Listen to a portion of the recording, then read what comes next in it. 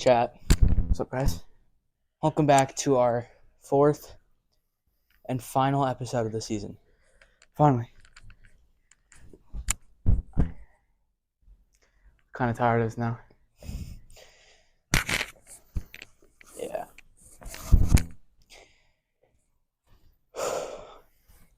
This is going to be a fun one. You serious, actually? What? Put on my sweater. Alright. For this, what are you doing? Taking it off, bro.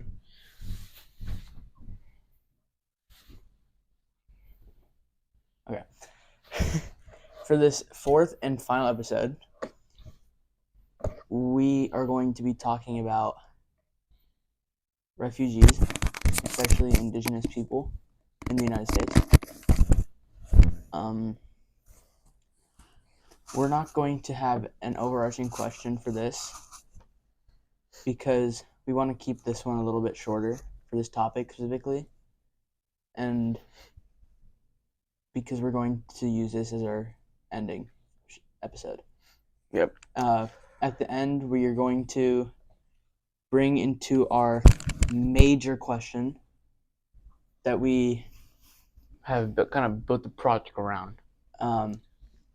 We're going to talk about each of these four topics, answer this question using each topic, and then, yeah, that'll be at the end of the season.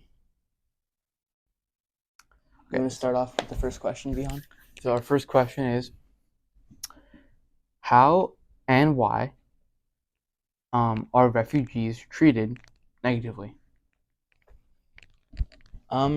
I think that brings us all the way back to our very first episode. Mm-hmm. I mean, refugees can it's I think it's just race.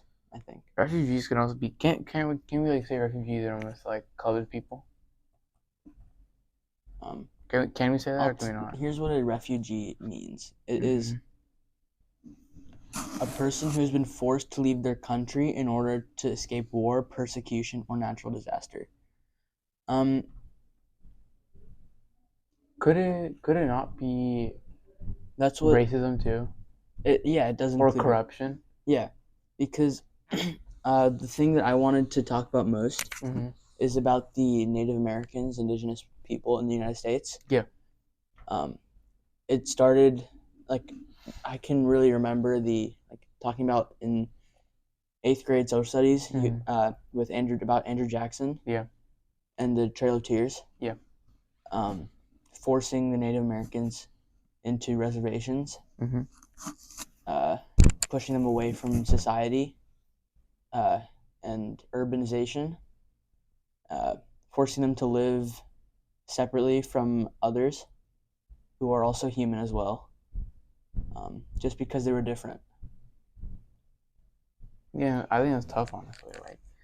Like everyone's human. And I feel like when people don't see that's painful. Because everyone's the same, No one's different. Only we may look different, but we're really not. Maybe we think different, but we're still the same. I don't see how people can hate each other, knowing that they probably have common interests. They probably have common goals. Everyone wants to get somewhere, right? And I feel like hating someone is so hard to do. It takes a different level of intent. Yeah, you don't just hate a person. You have to you can't only hate a single person. You have to have you can't hate a person for no reason. There has to be there's something behind maybe something they did or they said, right? Or maybe just the way you think. Yeah. Or the way you see it, Yeah. I feel like slavery was just all that people saw that, oh, these guys were inferior because they're just different. They're different than us. And they didn't understand that and that what that did, right? It just caused generational hate. Yeah. For years. And it's still here today. It always has been. And it's always gonna be now. Yeah. Because it's a complex written into our roots. Yeah, and it's honestly crazy. I mean, I feel like hating someone is so hard to do that you should not even try it. Yeah. Disliking someone is different, but yeah. There's this book that I read in 6th grade. Mm-hmm. It's It's called The Absolutely True Diary of a Part-Time Indian. Mm-hmm. Okay, it's about this kid who, all right, I'll read the summary of it. Uh, thanks to Spark Notes. Yeah. It is about a kid named Arnold Spirit Jr. Mm-hmm. He goes by Junior. It talks about his early life in the Spokane Reservation, how doctors predicted he would die from complications of hydrocephalus, his being born with excess spinal fluid on the brain. The early condition, however, left Junior with a lisp and stutter. He had too many teeth and had to have some removed, and he is farsighted in one eye and nearsighted in the other. Worst of all, as a small child, he had seizures. Even today, other Native Americans on the reservation, or as Junior calls it, the Res, bully him and call him names like Hydrohead. Junior's best friend, Rowdy, often promises to protect him, but Rowdy's own violent tendencies sometimes prevent him from being all that helpful. Junior's parents are alcoholics, and his sister Mary spends all her time in the family basement. Junior loves drawing cartoons, and many of his drawings are included in the book. Rowdy is extremely supportive of Junior's art, and Junior thinks this proves his and Rowdy's friendship. In the summer before their freshman year of high school, Rowdy convinces Junior to go with him to the Spokane powwow. Junior is 14. Rowdy promises to protect Junior from any bullies, but soon after they arrive, Rowdy trips into a van, embarrassing himself. Rowdy takes out his anger by attacking the van with a shovel, but the vandalism scares Junior. Junior runs away into a set of mean, drunk 30-year-old triplets. They push him around and beat him up. Later, to make up for having let Junior down, Rowdy sneaks into the triplets' camp at night and cuts off their long braids, emasculating them. Junior sees it as more proof that Rowdy does the best he can. Soon thereafter, Junior and Rowdy begin their first year at Well Pinnet High. Junior is excited to get started and is especially looking forward to his geometry class. But his geometry teacher, Mr. P, gives Junior a textbook that Junior sees was signed by his mother, Agnes Adams, 30 years previously. He throws the textbook in a fit of rage. It hits Mr. P in the face, breaking his nose. After the textbook incident, Junior is suspended from school. Much to Junior's surprise, Mr. B comes to Junior's house to apologize to Junior. Mr. P tells Junior that there is no hope on the reservation, and that the best thing Junior can do for himself is to get off the reservation as quickly as possible. Mr. P says that Junior is smart, but that Mary was even smarter and more talented than Junior until the reservation crushed her spirit. Junior takes Mr. P's advice, and when his parents come home, he tells them he's decided to go to school in the all-white town of Reardon, some 22 miles from home. Junior's parents agree, and he starts school the next day. Because his family is very poor, sometimes without any money for gas, Junior often has difficulty getting to Reardon. He hitchhikes or gets rides from people like his dad's friend, Eugene. On his first day, Junior meets his future girlfriend, Penelope. A few days later, the toughest jock, Roger, insults Junior with a racist joke, and Junior punches him in the face. Junior is surprised to find that his action earns him Roger's respect. Then, okay, well, I want to pause right there. Did you hear that? Yeah, and Just because he was different? yeah, and not only just his disability, but like I feel like that was more about his disability than more his race. But like Which it's still a it's problem. still showing so much prejudice, and Yeah, it's like and people it's be it's like crazy. I feel like it's more fear than actual hatred. Like Yeah, I think people are more scared of others being different rather than them actually like just it's like not. social anxiety. Like you're Yeah. more scared of like what people think than what people actually think. And I think it kind of goes back to um like you think that, oh, what I did was horrible, right? Hmm. But like in reality, it might be like it's like a almost like a painting, right? Hmm. The painter might have think that he did the worst painting ever, but Hmm. in the art world, everyone might see it as like a piece of art. It's great, it's awesome, Hmm. right? It's beautiful. So it's almost like people are more scared about what people truly think than what they actually done or have. And I think that's a big problem. I I think think that's what racism more stems from too. What people think, like racism is more what people like directly think, yeah. and then like this is more what I think people r- I may think think. I think racism is. I think it's like a religion. Yeah, almost. Like That's what I'm saying. it's like you have faith Yeah. in God, Uh huh. or maybe you're atheist and you don't have belief in God, Uh huh. but like you have faith in something, right? Yeah. Whereas maybe actually I don't think it would be considered. I wouldn't say religion. I think more of a cult, Hmm. right? Because it's like, let's define the term cult, okay? A system of religious veneration and devotion directed toward a particular figure or object. I think the way we think about cult, it's like bad, right? And Yeah. how like it's extreme. Hmm. I think the way we think about the term cult, it would fit racism, Almost. Yeah. because it's like you're going extreme, Hmm. which is what racism is. Yeah. It's like outright hatred. Yeah. I'm with the second question now. Okay. All right. What are factors that contribute to those refugees being treated differently? I think it all started with our president, um, with Andrew Jackson, like more famously. I think there was another president before who started it, but Andrew Jackson took it really far Hmm. with the Native Americans being like the treated like this. Yeah. I think that is really just like it's so much that it's kind of crazy. Uh,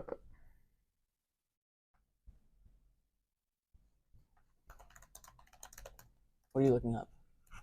some something that kind of supports it.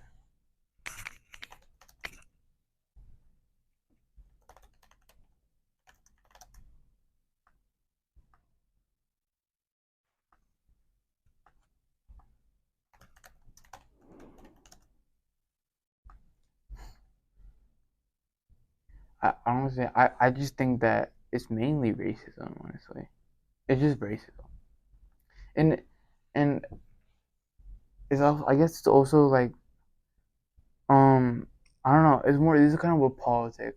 I guess it's kind of politics, but like they're almost seen as like they're almost blamed for like the social and economic like imbalances. I feel like, do you know what I mean?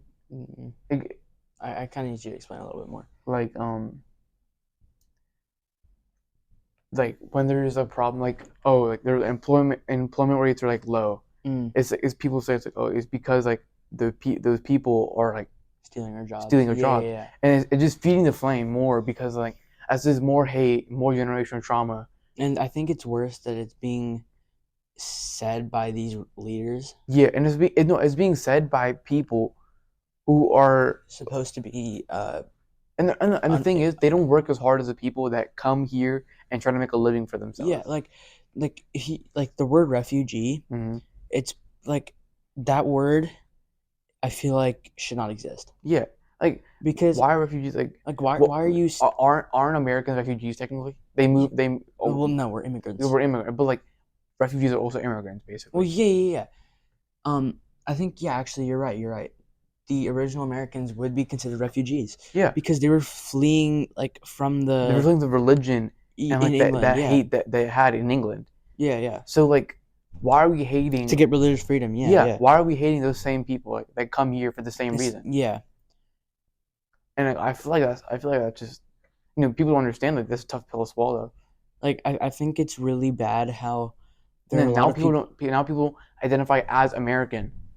Like they don't see like like people have asked me like, where are you from? I said like I'm American. All yeah right. they They don't said out no, no, no. the Where are you like? Where are you from? I'm like I'm American. Like what is this? yeah like I can like if you can identify I can identify right like I can say I'm American like Yeah, I live here right like you my live here most of your I've lived life. here I lived here all my life actually. Even if I was born in a different continent, I've literally been raised here my entire life. Yeah, So so you the only difference between you and me is that you were born here and I wasn't. yeah. Okay, I don't see how that's a big difference. All right, like we're both gonna die here on the same soil. Hmm? Like I work for America. We both work for America. We're paying We're American taxes. paying money for the government too. Yeah. Like what is a big idea? Like what's wrong with me being here and working? I get like the difference between legal and illegally Yeah. coming here, but like I still want to bring up the point that was it legal that the people from England came to the U.S.? Like, if there was a government formed, would it be legal? Yeah. No. What if the Native Americans said you have to get off the soil? Yeah. Like what do you have to leave? Like the same hatred that those refugees are getting currently. The Native Americans Like did to the thing with Andrew Jackson, he befriended them and then he turned on them. Yeah. No. Like Like you understand like at that point in time they'd already took like half of the current America, and so he had intentions of taking the entire thing. yeah, Okay, and that's understandable. You're trying to build a country, right?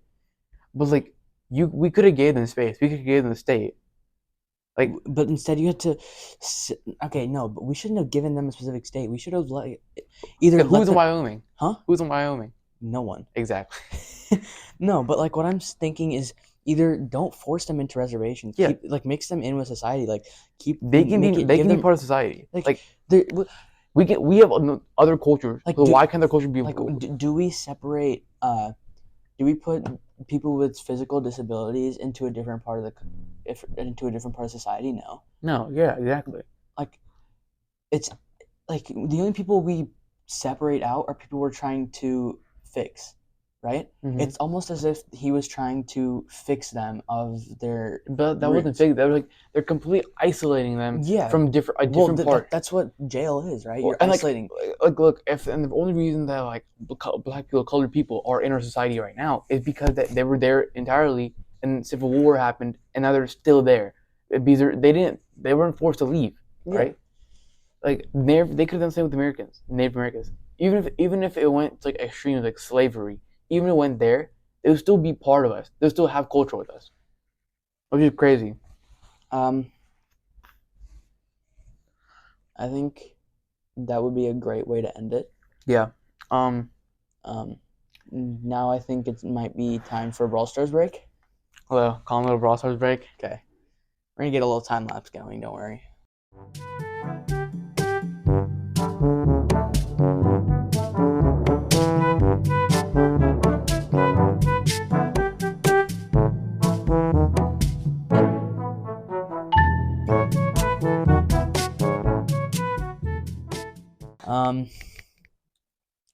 Let's get back into it. All right. This is gonna be the final segment of the final episode of the first season. Okay, so let's just dive straight into it. The question we're going to be answering is our overall question that we made this first season over is how is societal view affected by marginalization and oppression? Yeah. I think we should first define each term.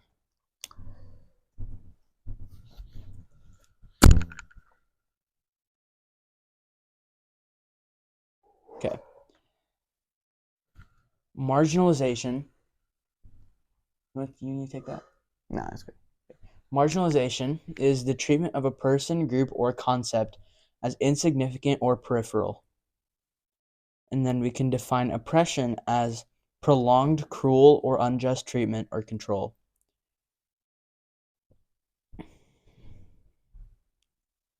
So, I think it just our society is not where it should be. I think. I definitely think it could be better. It should be better. Yeah. There are some weak aspects, I think, and I think that a lot of it kind of deals with hate in the community. And I think it's like hiding the truth. Yeah. I think it like we hide the inside. We hide things we keep things. We kind of keep society like behind a curtain. Yeah. And then once you open it up, you really see how bad it is. Yeah.